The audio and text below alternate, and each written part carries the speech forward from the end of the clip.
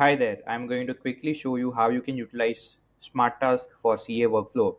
Now, before I go into the specifics of how you can utilize SmartTask for CA operations, I will just give you a brief demo of SmartTask, how different features work, and how you can utilize those in your own workflow. So, we have created an organization here. Under that, we have this multiple groups. You can create your own groups from here, and then under each group we have this project. Now when you click on this project, now it opens up the detailed view of the project. You can see all the tasks listed out, the start the person the task has been allotted to, and the start date and end date on a particular task. If I click on this task, it opens up the detailed view. You can see the assignee, the start date and end date. You can set from here. You can also set it to repeat. You can attach files from Dropbox, Google Drive, and computer, set priorities, and add a subtask. So there's a subtask. Subtask can be allotted to different people, and the start date and end date can be set on the subtask. You can click on this arrow button to go into subtask view. The subtask is very similar to the major task. The only difference here is you can see the parent of the task. You can also attach a contact to a task. So the contact can be a client, vendor, or third-party collaborators. You can see contact information available in this task itself. Now, each and every task has this activity feed. So who logged what, who changed what, and when. You can also come in and comment on a task. In that case, all of the followers will get an immediate notification. So followers are like a CC in an email. So they will be notified as soon as there is a major change in a task. This is the notification section. So you will get a notification here itself. If you have mobile application downloaded, you will also get a mobile notification. This is where the task name goes. This is basically rich text description. So you can make it bold, italics, etc. can be done from here. The task list view, you can filter in multiple ways. We are currently in incomplete task view. You can select completed or all task view. You can also filter the task list in multiple ways. You can also, search a particular task, search a task in a particular project, or assign to a particular person. You can then sort the task list, say for example, by assignee. So you can see the task here now be bifurcated by assignees. You can also send an email to the task list, so that email will be converted to a task for you. You can also import your task from CSV file and MS Project. I will just shift quickly and show you how a board view looks like. So board view is basically a process that a task passes through. So if you have stages like idea, in production, in review, approved, you can create such kind of a board. These are all columns. And then you can move a task around from here to the next stage. Now look basically what happens to the assignee and the status when I move it around. You see the assignee and the status changed. We also have a calendar view. So calendar view basically shows you the task that falls in June, for example. Then you can click it around. You can change the timeline of the task, and everything can be modified from here. You also have a status update where you can update your team from here itself. They can also come in and comment on status update. Chat view, you can chat with your team members. Analytics. Analytics basically shows you an overview of the task in the project, like how many tasks are overdue. These are all custom fields, custom charts. So you can create your own charts, bar chart, line chart, and pie chart. So just select y-axis and x-axis. It'll create a chart for you. You can save this chart to your analytics view, and it will keep on updating as you keep on working on a task list. With that, let me just quickly dive down into how you can utilize SmartTask for your CA form.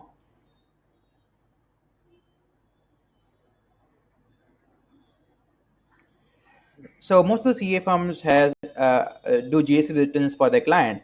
So what you can do here is you can create a group called GST. Under that, you can create multiple GST returns. So for example, we have here GST R3B. Now you can see I have created the sections. This you can create it from here. This basically uh, tells you which client is at what stage in the GST process. So if I click on this particular client, you can see I've created a custom field. This is a custom field. You can create your own from here.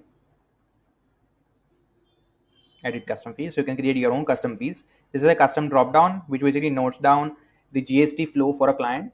So we have created such kind of flow where we are waiting for the client on information for GST.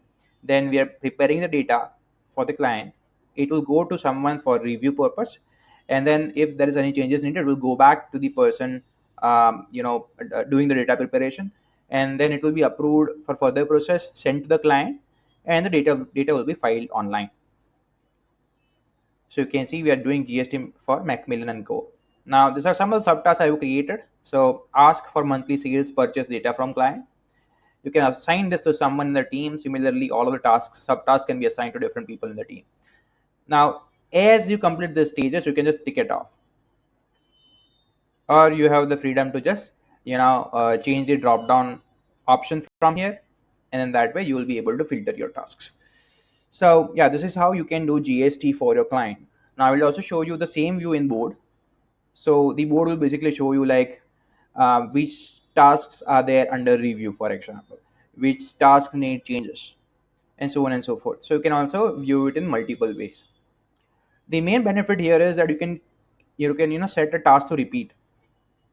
You can say every 3 months it has to repeat. That kind of repetition also you can set on a task, so that you don't have to come in and create all of the tasks once again. Now, one more thing here to note is we can also set an email to be shot to a client whenever a repeat happens. So for example, let's say every first or every second of a month you can send an email to your client, and this email can be completely customizable. We have integration with such kind of email delivery systems. So if you want to create such kind of a reminder for your client, that is also something we can do. Similarly, as I showed you for GST returns, you can do the same for income tax, right? Then we also have an audit workflow. So if you're doing audits for your client, you can create such kind of a workflow. So you can see audit detailed overview, examine documentary evidence, and so on and so forth. So once you create such kind of a template, all you have to do is just go to the settings, set it as a template, and then you can just click here plus button, uh, select account. Yeah, so you can just select your account checklist for audit documentation or checklist for tax audit, and then you can just duplicate all of the workflows for your system. So this is an example of an audit we are doing for Mona Style. So you can see all the tasks listed out. So for example, if I complete this task, I can just click on it. It will go away from my task list.